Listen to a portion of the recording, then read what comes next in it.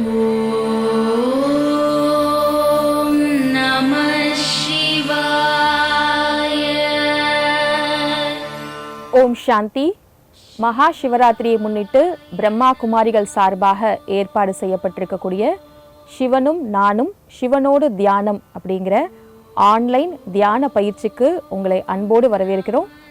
நிறைய பேர் இந்த பயிற்சிக்காக ரெஜிஸ்டர் பண்ணியிருக்கீங்க.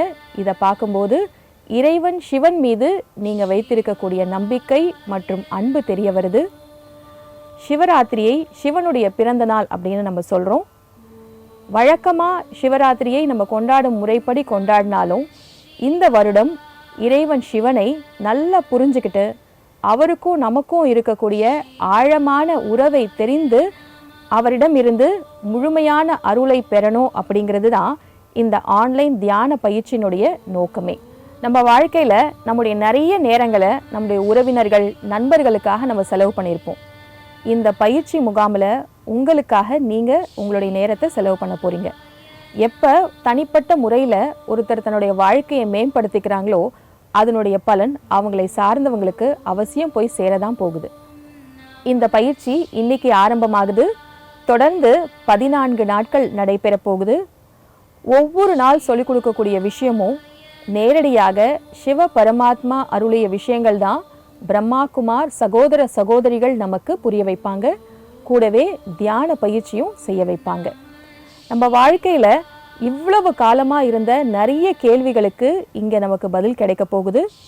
அதனால் இது ஆன்லைன் பயிற்சி தானே அப்படின்னு நம்ம வேலைகளை செஞ்சுக்கிட்டே அட்டன் பண்ணலாம் அப்படின்னு நினைக்க வேண்டாம். இதற்காக பிரத்யேகமாக நேரத்தை ஒதுக்கி அட்டன் பண்ணணும் அப்படின்னு நாங்கள் கேட்டுக்கிறோம். அப்போ தான் இதோடைய லாபத்தை முழுசாக நம்ம எடுக்க முடியும். இந்த பயிற்சி முடிந்த பிறகு உங்களுக்கு வாட்ஸ்அப் குரூப்லேயே இது சம்பந்தப்பட்ட சில கேள்விகள் கொடுக்கப்படும். அதற்கு நீங்கள் பதில் கொடுக்குமாறும் கேட்டுக்கிறோம். அப்போ தான் எந்த அளவுக்கு இந்த கிளாஸ் நீங்கள் அட்டன் பண்ணுறீங்க, புரிஞ்சுக்கிறீங்க அப்படிங்கிறத எங்களால் கூட தெரிஞ்சுக்க முடியும். மேலும் எப்படி இதை இம்ப்ரூவ் பண்ணலாம் அப்படிங்கிறதுக்கும் எங்களுக்கு உதவிகரமாக இருக்கும். அதன் கூடவே தியான பயிற்சியும் உங்களுக்கு வாட்ஸ்அப் குரூப்பில் அனுப்பப்படும். அதை பயன்படுத்தி அன்றைய நாளே அன்னைக்கு தியானத்தை செய்யுமாறும் கேட்டுக்கிறோம். இன்று முதல் நாள் சிவராத்திரியினுடைய ஆழமான ரகசியத்தை பற்றி தெரிஞ்சுக்கலாம். இன்னும் நல்ல முறையில் சிவராத்திரியை எப்படி கொண்டாடலாம் அப்படிங்கிறத இன்னைக்கு பிரம்மா குமாரி சகோதரி நமக்கு புரிய வைப்பாங்க. இந்த பயிற்சியில் இணைந்திருக்கக்கூடிய அனைவருக்கும் வாழ்த்துக்கள். நன்றி. ஓம் சாந்தி. ஓம் சாந்தி. அனைவருக்கும் மகா சிவராத்திரி பண்டிகையின் நல்வாழ்த்துக்கள். ஒவ்வொரு வருஷமும் இந்த மாசி மாதத்தில் சிவராத்திரி பண்டிகை இந்த பாரதத்தில் வெகு விமர்சையாக கொண்டாடுறாங்க. இப்போ நாம் கொண்டாடுறோம். ஆனால் இந்த பண்டிகையை ஏன் கொண்டாடுறோம், எதற்காக கொண்டாடுறோம், எப்படி கொண்டாடணும், இதை தெரிஞ்சுக்கிட்டு கொண்டாடும் போது அதனுடைய முழு பலனையும் அடைய முடியும். பொதுவாக ஒரு மனிதனுடைய வாழ்க்கை அப்படின்னு பார்க்கும்போது ஒவ்வொரு மனிதனுக்கும் 3 வாழ்க்கை இருக்கு. ஒன்று பர்சனல் லைஃப், அதாவது சுய வாழ்க்கை. 2வது ஃபேமிலி லைஃப், குடும்ப வாழ்க்கை. 3வது ப்ரொஃபஷனல் லைஃப், தொழில் வாழ்க்கை. இது 3மே நல்லா இருந்தால்தான் மனித வாழ்க்கை நல்லா இருக்கும். ஆனால் இந்த 3 வாழ்க்கையும் நல்லா இருக்கணும்னா 4வது வாழ்க்கை ஒன்று இருக்கு, அது நல்லா இருக்கணும். அந்த 4வது வாழ்க்கை என்ன அப்படின்னா கார்மிக் லைஃப். அந்த கர்ம கணக்கின் வாழ்க்கை நல்லா இருந்ததுன்னா இது 3மே நல்லா இருக்கும். ஆனால் இந்த கர்ம கணக்கின் வாழ்க்கை என்னன்றது யாருமே இதுவரைக்கும் சரியா புரிஞ்சுக்கல. யாராலும் புரிஞ்சுக்க முடியாத ஒரு லைஃபாகவே இருக்கு. ஆகல இதை நம்ம புரிஞ்சுக்கணும். கர்ம கணக்கின் வாழ்க்கை. இப்போ நம்ம ஏன் பிறந்திருக்கிறோம், இந்த பிறவிக்கான நோக்கம் என்ன, என்னைக்காவது யோசிச்சு பார்த்துருக்கீங்களா? இப்போ நம்ம பல பிறவிகள் எடுத்திருக்கிறோம். இப்போ ஒவ்வொரு பிறவிலையும் பல காரியங்கள் செய்கிறோம். ஆனால் எது நம்ம செய்து முடிக்கலையோ, செய்யாத விஷயங்கள் அப்படின்னு ஒன்று இருக்கும் இல்லையா, செய்யாத கடமைகள், அதெல்லாம் செய்து முடிக்கிறதுக்கு தான் நமக்கு இந்த ஜென்மம் கிடைச்சிருக்கு. அதனால்தான் இதுக்கு கார்மிக் லைஃப் அப்படின்னு சொல்லுவோம், அல்லது கர்ம கணக்கின் கடன்களை முடிக்கக்கூடிய ஒரு வாழ்க்கை அப்படின்னு சொல்லுவாங்க. அப்போ நாம பிறந்திருக்கிறோம் அப்படின்னா நம்முடைய கர்மா அல்லது காரியங்களை சரிவர செய்து, நம்முடைய கடமையை நல்லா செய்து, நம்முடைய கடனை முடிச்சுக்கிட்டு போகணும். அதுக்கு தான் பேரு முக்தி அப்படின்னு சொல்வோம். அப்போ இந்த சிவராத்திரி பண்டிகை கொண்டாடுறது எதுக்காக அப்படின்னா, முக்திக்காக தான். இப்போ இந்த ஒரு கார்மிக் லைஃப்பை நம்ம சரியா புரிஞ்சுக்கிறதுக்கு இன்னொரு லைஃப்பும் தேவைப்படுது. இன்னும் ஒரு லைஃப் இருக்கு. 5வது வாழ்க்கையும் இருக்கு. நம்ம அத புரிஞ்சுகிட்டா, இந்த கர்ம கணக்கின் வாழ்க்கைய புரிஞ்சுகிட்டு அதிலிருந்து வெளிவர முடியும். அந்த 5வது வாழ்க்கை என்னன்னா, அதுதான் ஸ்பிரிச்சுவல் லைஃப். இல்லன்னா நமக்கு எப்போ பார்த்தாலும் எண்ணங்கள் வந்துட்டே இருக்கும், கேள்விகள் வந்துட்டே இருக்கும். உதாரணத்திற்கு, நான் ஏன் இப்படி இருக்கிறேன்? நான் ஏன் இந்த குடும்பத்தில பிறந்திருக்கிறேன்? எனக்கு மட்டும் ஏன் இப்படிப்பட்ட ஒரு வேலை அமைஞ்சிருக்கு? நான் ஏன் இந்த ஊர்ல இருக்கிறேன்? இப்படி எண்ணங்கள் வந்துகிட்டே இருக்கும். நீங்க உங்களுடைய ஆன்மீக வாழ்க்கைய புரிஞ்சுகிட்டீங்கன்னா, ஆன்மீகத்தை புரிஞ்சுகிட்டீங்கன்னா, இந்த கேள்விகள் இருக்காது. மனம் அமைதியாக இருக்கும். வாழ்க்கையில நிம்மதி இருக்கும். அப்போ ஸ்பிரிச்சுவல் லைஃப் அப்படின்னா உடனே எல்லாரும் என்ன நினைப்பாங்க? ஓ! நம்ம வந்து துறவறம் மேற்கொள்ளணும். எங்கேயோ போயிடணும். எல்லாத்தையும் விட்டுடணும். குடும்பத்தை விட்டுடணும். தொழிலை விட்டுடணும்னு நினைக்கிறாங்க. அப்படி எதுவுமே இல்ல. நீங்க எங்க இருக்கீங்களோ அங்க இருக்கலாம். குடும்பத்துல இருக்கலாம். நீங்க என்ன தொழில் செய்துட்டு இருக்கீங்களோ அந்த தொழில் கன்டின்யூ பண்ணலாம். ஆனாலும் ஆன்மீக வாழ்க்கையில இருக்கலாம். அதாவது ஆன்மீக வாழ்க்கை அப்படின்னா வேற ஒண்ணும் இல்ல. ஸ்பிரிச்சுவாலிட்டி அப்படின்னாலே அண்டர்ஸ்டாண்டிங் லைஃப். வாழ்க்கையை புரிந்து கொண்டு வாழ்வது. ஆல்ரெடி நமக்கு வாழ்க்கை இருக்கு இல்லையா? அந்த வாழ்க்கையை நல்லா புரிஞ்சுகிட்டு நல்லா வாழணும். அதுதான் ஆன்மீகம் அல்லது ஆன்மீக வாழ்க்கை. அதனால இப்போ சிவராத்திரி பண்டிகை அப்படின்னு சொல்றோமே, அப்போ சிவராத்திரி பண்டிகை நம்ம கொண்டாடணும்னா முக்கியமா என்ன தேவை தெரியுமா? ஆன்மீகம் என்ன சொல்லுது அப்படின்னா, இந்த பண்டிகை நீங்க வந்து நல்லா கொண்டாடணும்னா 4 விஷயங்களுக்கு முக்கியத்துவம் கொடுக்கணும். அப்போ முதலாவது விஷயம் என்ன அப்படின்னா, அதாவது பண்டிகைகள் எல்லாரும் கொண்டாடுறோம். பட் ஒவ்வொரு அதுக்கே உண்டான சில விஷயங்கள் நம்ம வந்து செய்யணும் இல்லையா? முழு பலன் வேணும் இல்லையா? அப்போ முறைப்படி நம்ம கொண்டாடணும் அப்படின்னா, கிடைக்க வேண்டிய பலனும் நமக்கு நல்லா கிடைச்சிடும். அப்போ முதலாவது விஷயம் சுத்தம். 2வது விஷயம் கண் விழிப்பது. 3வது விஷயம் உபவாசம். அதாவது விரதம் இருப்பது. 4வது விஷயம் பலி.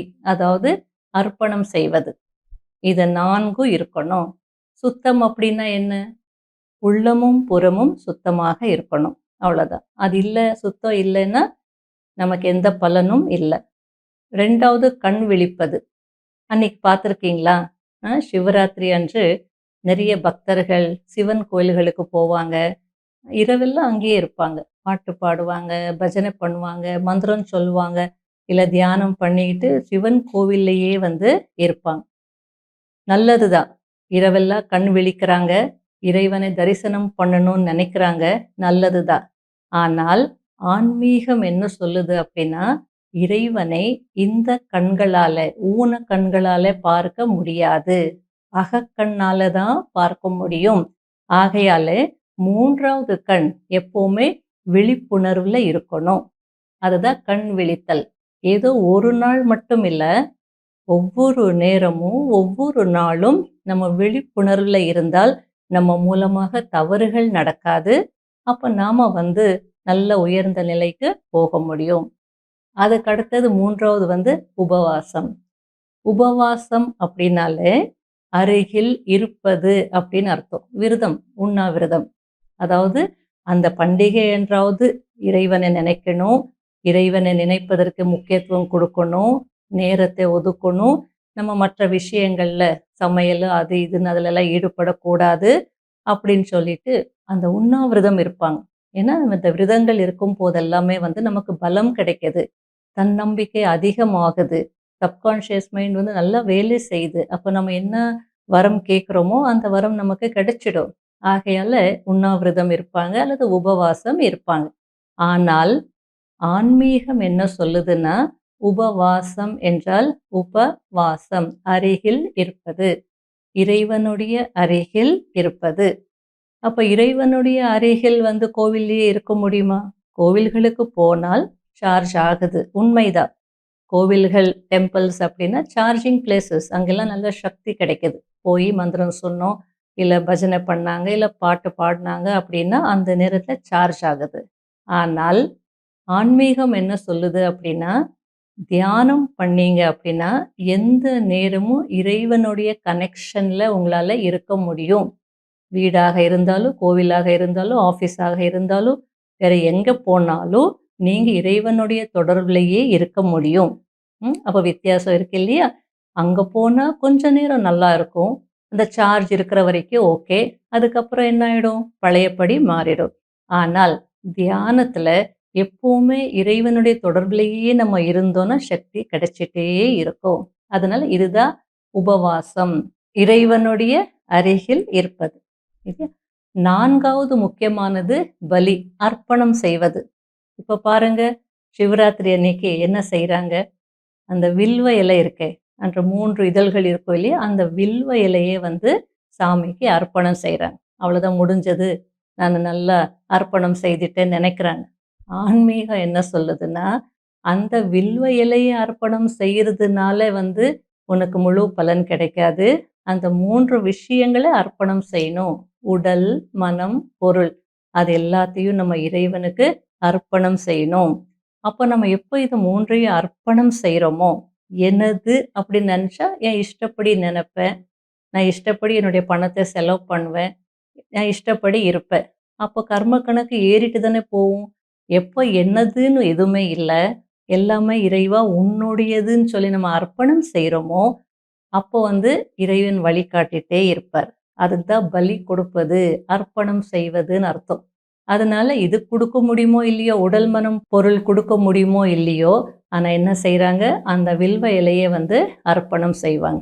ஆகையால தான் நான் சொன்னேன், ஆன்மீக ரகசியங்கள புரிஞ்சுகிட்டு நம்ம வந்து கொண்டாடினோம் அப்படின்னா, முழு பலனையும் அடையலாம். மன நிறைவு அப்படின்றது இருக்கும்.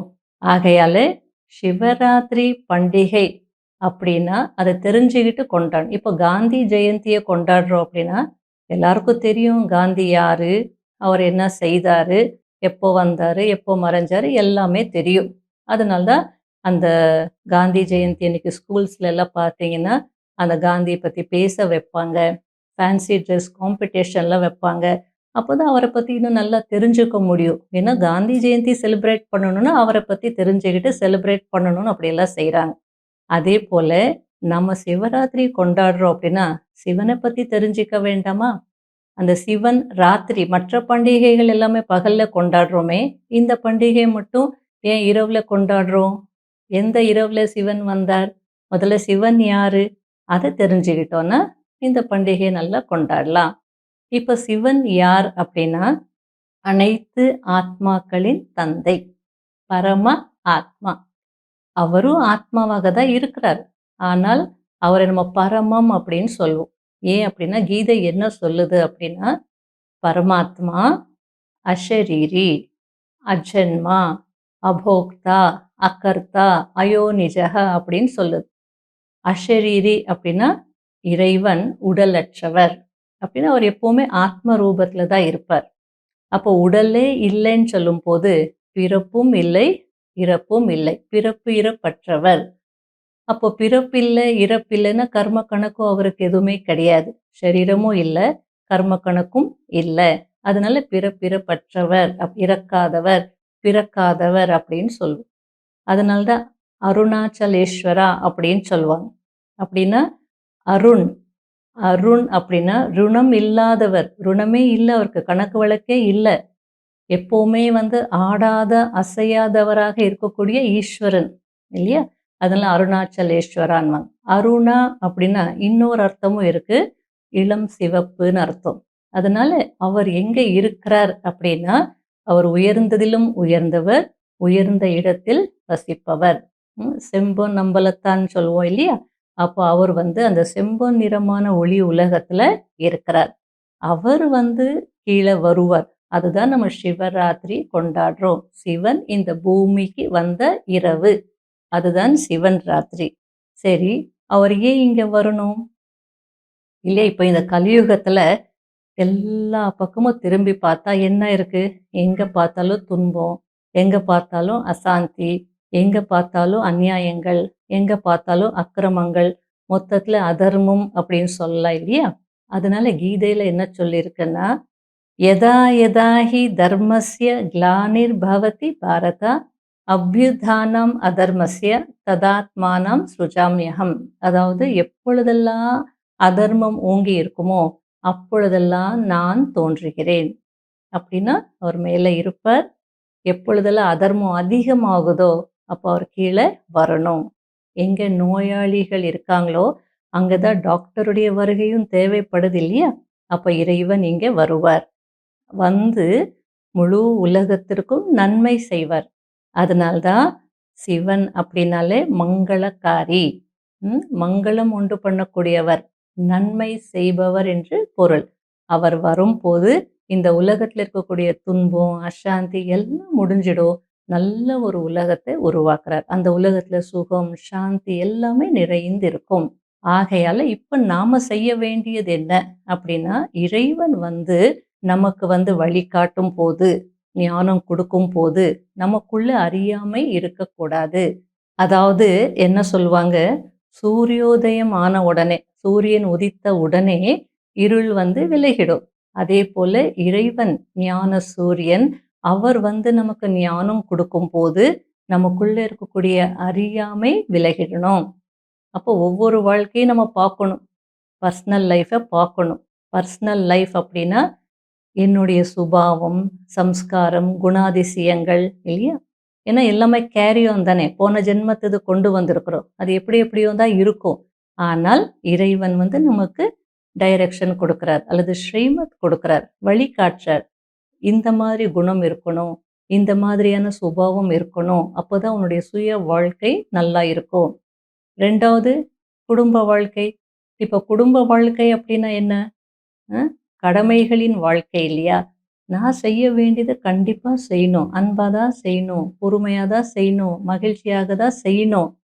அப்படி செய்தால் தான் நான் அடுத்த கட்டத்துக்கே போக முடியும். நிம்மதியா இருக்க முடியும். இல்லையா? கோவப்பட்டுக்கிட்டே, எரிச்சல் பட்டுக்கிட்டே, கஷ்டப்பட்டுக்கிட்டே நம்ம செய்தோம்னா கணக்கு வழக்கு முடியாது. இன்னும் என்ன ஆகும்? கணக்கு வழக்கு அதிகமாயிட்டே போகும். சில நேரத்துல சொல்லுவாங்க இல்லையா? ஏன் இவர் தான் எனக்கு மகனா பிறக்கணும்? ஏன் எனக்கு இந்த மாரி நோய் வரணும்? ஏன் எனக்கே மீண்டும் மீண்டும் இந்த பிரச்சனைகள் வந்துகிட்டே இருக்கு? இதெல்லாம் என்ன? கடன், கணக்கு வழக்கு, கர்ம வினைப்பயன். இதையெல்லாம் முடிக்கணும் அப்படின்னா, ஆன்மீகத்தை நல்லா புரிஞ்சுகிட்டு, நம்ம பொறுமையா இருந்தோம்னா, இந்த கணக்குகள் எல்லாம் முடிக்கலாம். ஆகையால எப்போ நம்முடைய மனம் மகிழ்ச்சியா இருக்குமோ, குடும்பத்திலயும் நம்மால மகிழ்ச்சியா இருக்க முடியும். மற்றவங்களையும் மகிழ்விக்க முடியும். அதனால குடும்ப வாழ்க்கை நல்லா இருந்தா, அடுத்த தொழில் வாழ்க்கையும் நல்லா இருக்கும். இப்போ தொழில் வாழ்க்கை அப்படின்னா என்ன? அ ஆன்மீகம் வந்து நீங்க சம்பாதிக்க கூடாது, பணம் சேர்க்கக்கூடாது அப்படிலாம் எதுவும் சொல்லல. பணம் வேணும். பொருள் இல்லாதவர்களுக்கு இவ்வுலகம் இல்ல தான். அதனால பணம் சம்பாதிக்கணும், சேமிக்கணும், வசதியா வாழணும். என்ன வேணாலும் செய்யலாம். ஆனால் அந்த பணம் எப்படி சம்பாதிக்கணும்? அதுதான் முக்கியம். நேர்மையாக சம்பாதிக்கணும். அந்த பணம் நமக்கு வீட்டுக்குள்ள வருதுன்னா, நல்ல வழியில வரணும். யாரையும் ஏமாத்தி நம்ம சம்பாதிக்க கூடாது. யாரையும் கஷ்டப்படுத்தி நம்ம சம்பாதிக்க கூடாது. பணம் சம்பாதிக்கிறதுக்காக யாரையும் துன்புறுத்தக்கூடாது. அப்படியெல்லாம் இருந்ததுன்னா, அந்த பணம் நமக்கு சுகம் கொடுக்கும். அப்ப நம்ம வாழ்க்கை சிறப்பாக இருக்கும். ஆகையால பாருங்க, இந்த 3 வாழ்க்கையும் நல்லா இருக்கணும்னா, எந்த வாழ்க்கையை நம்ம புரிஞ்சுக்கணும்? அந்த கர்ம கணக்கின் வாழ்க்கை. அத புரிஞ்சுக்கிறதுக்கு ஆன்மீக வாழ்க்கைய புரிஞ்சுக்கணும். அப்போ நம்ம வாழ்க்கை எப்படி இருக்கும்? எல்லாம் புரிஞ்சுகிட்டு நம்ம செய்யும்போது வாழ்க்கை நல்லா இருக்கும் இல்லையா? இதற்காக தான் நம்ம சிவராத்திரி பண்டிகையை கொண்டாடுறது. அப்போ இறைவன் மேலிருந்து வர்றார். வந்து நமக்கு வந்து இந்த ஞானம் கொடுக்கணும், வழிகாட்டணும்னா, அவர் உடலற்றவராக இருக்கிறார். நாம வந்து மனிதர்களா இருக்கிறோம். அப்போ மனிதர்களுக்கு புரிய வைக்கணும்னா, இறைவன் கூட மனித ரூபத்துல தான் வரணும். அதனால தெய்வம் மனுஷ்ய ரூபேனா அப்படின்னு சொல்லியிருக்காங்க. அப்படின்னா இறைவனும் ஒரு சரீரத்துல வந்து பரகாய சரீரம் அப்படின்னு சொல்லியிருக்காங்க. இன்னொரு உடலுக்குள்ள பிரவேசம் செய்து நமக்கு இந்த ஞானம் கொடுக்கிறார், வழிகாட்டுறார். அதனால சிவனுடைய வாகனமாக நந்தியை காட்டிருக்காங்க. நந்தி வழியாக தான் நம்ம சிவனை தரிசனம் செய்யணும் அப்படின்னு அந்த நந்தியினுடைய காதுகள் மேல நம்ம கையை வச்சு அந்த வழியா சிவனை தரிசனம் பண்றோம். ஆகையால இதெல்லாம் ரகசியங்கள் எவ்வளோ இன்னும் சொல்லிட்டே இருந்தா நிறைய இருக்கும். இது நல்லா புரிஞ்சுக்கிட்டு உள்ளபூர்வமாக உள்ளன்போடு நம்ம இந்த சிவராத்திரியை கொண்டாடணும். சிவனை நினைச்சோன்னா கண்டிப்பா நம்முடைய துன்பங்களிலிருந்து, கஷ்டங்களிலிருந்து, பிரச்சனைகளிலிருந்து, நோய்களிலிருந்து விடுபடுவோம். அப்படி விடுபட்டு நமக்கு ஒரு நல்ல நிலை முக்தி, ஜீவன் முக்தி கிடைக்கும். அதனால தான் என்ன சொல்லியிருக்காங்க, நினைத்தாலே முக்தி அப்படின்னு சொல்லியிருக்காங்க. ஆகையால இருந்த இடத்துல இருந்து கொண்டே இறைவனை நினைத்து முக்தி, ஜீவன் முக்தி அடையுங்கள். ஓம் சாந்தி.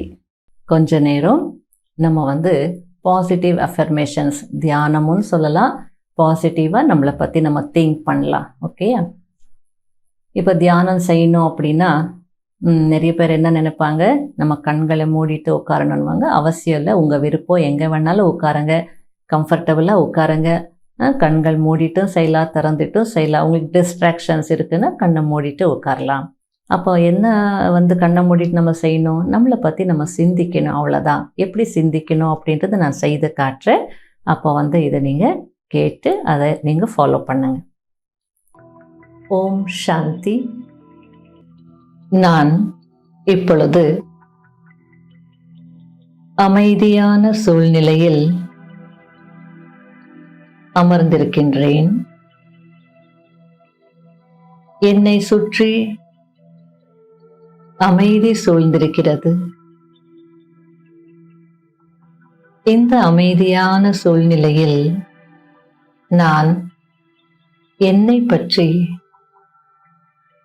சிந்திக்க ஆரம்பிக்கிறேன்.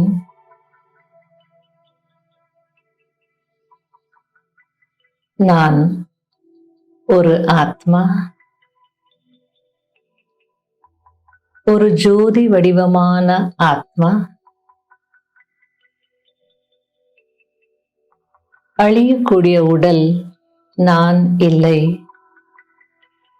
நான் ஒரு அழியாத ஆத்மா. இந்த உடலில் 2 புருவங்களுக்கும் நடுவில் நட்சத்திரம் போல் பிரகாசித்துக் கொண்டிருக்கிறேன்.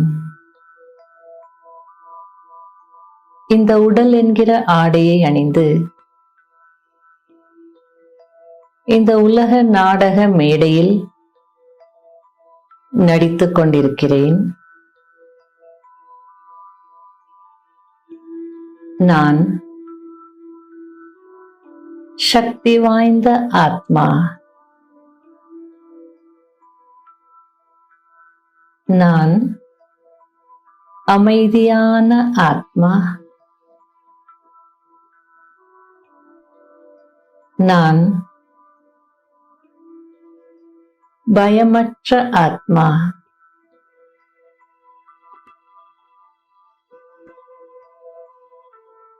இப்பொழுது நான் என்னுடைய அன்பான தந்தையை, பரமாத்மாவை என் மனக்கண்ணால் பார்த்து கொண்டிருக்கிறேன். இறைவனும் ஜோதி சொரூபமாக இருக்கிறார். ஜோதியின் கடலாக இருக்கிறார். இப்பொழுது நான் இறைவனுடைய அருகில் செல்கின்றேன். இறைவனுடைய ஒளி கிரணங்கள் என் மீது விழுந்து கொண்டிருக்கிறது.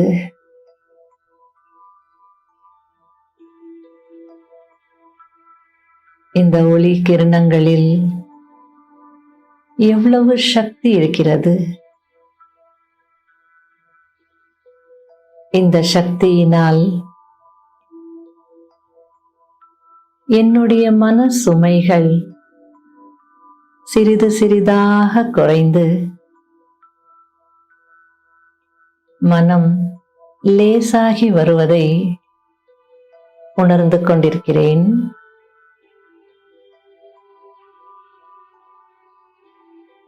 என்னுடைய எண்ண ஓட்டத்தின் வேகம் குறைந்து மெதுவாக வருகிறது.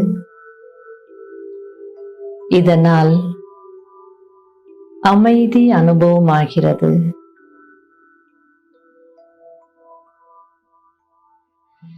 என் மனம் இப்பொழுது சலனமற்ற நிலையில் இருக்கிறது.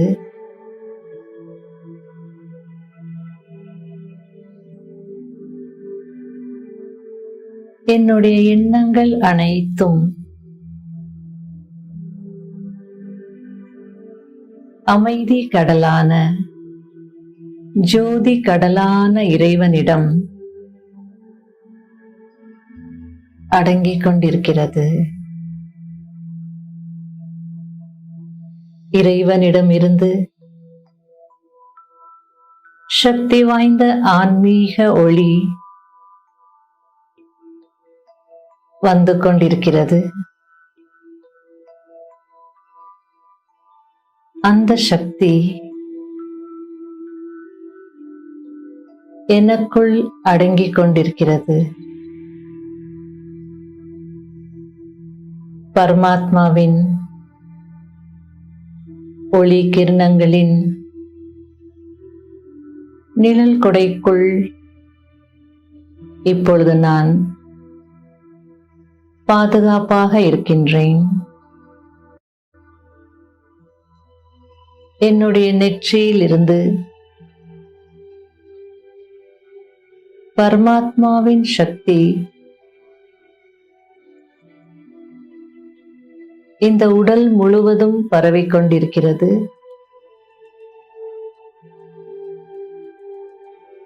ஒவ்வொரு செல்லுக்குள்ளேயும் சென்று கொண்டிருக்கிறது. இறைவனுடைய ஆன்மீக ஒளி, சக்தி வாய்ந்த ஒளி என்னுடைய பாதுகாப்பு கவசமாக மாறிக்கொண்டிருக்கிறது. இந்த பாதுகாப்பு கவசத்துக்குள் நான் பயமற்று கவலையற்று இருக்கின்றேன். என்னிடமிருந்து இப்பொழுது பரமாத்மாவின் சக்தி, பரமாத்மாவின் அதிர்வலைகள் என்னை சுற்றி இருக்கும் மனிதர்களை சென்றடைந்து கொண்டிருக்கிறது. என்னுடைய குடும்பத்தினரும் பரமாத்மாவின் சக்தியை அடைந்து ஆரோக்கியமாக இருக்கிறார்கள். இப்பொழுது இறைவனின் இந்த ஆன்மீக சக்தி, ஆன்மீக ஒளி இயற்கைக்கும் சென்று கொண்டிருக்கிறது.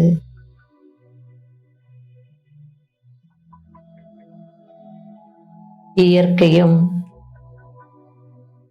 சுத்தமாக மாறிக்கொண்டிருக்கிறது. இறைவனின் சக்தி, ஆன்மீக ஒளி, ஆன்மீக அதிர்வலைகள் உலகத்திற்கும் சென்று கொண்டிருக்கிறது.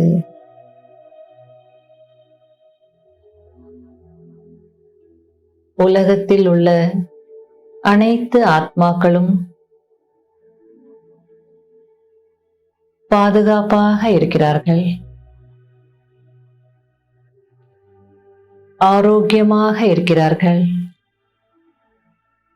மகிழ்ச்சியாக இருக்கிறார்கள்.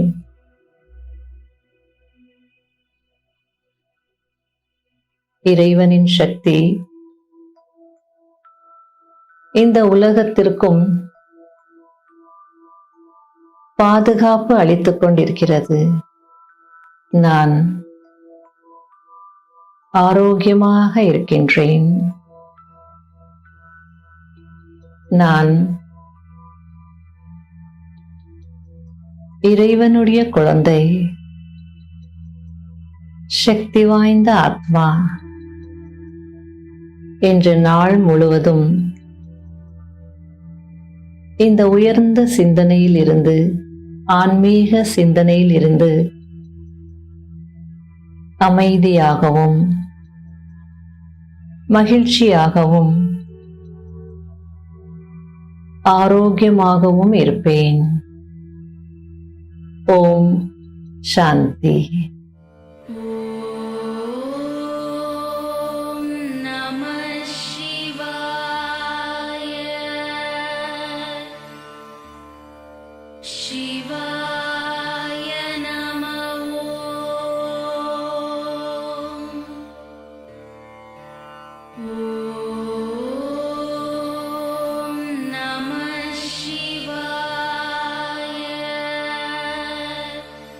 ஓம் சாந்தி.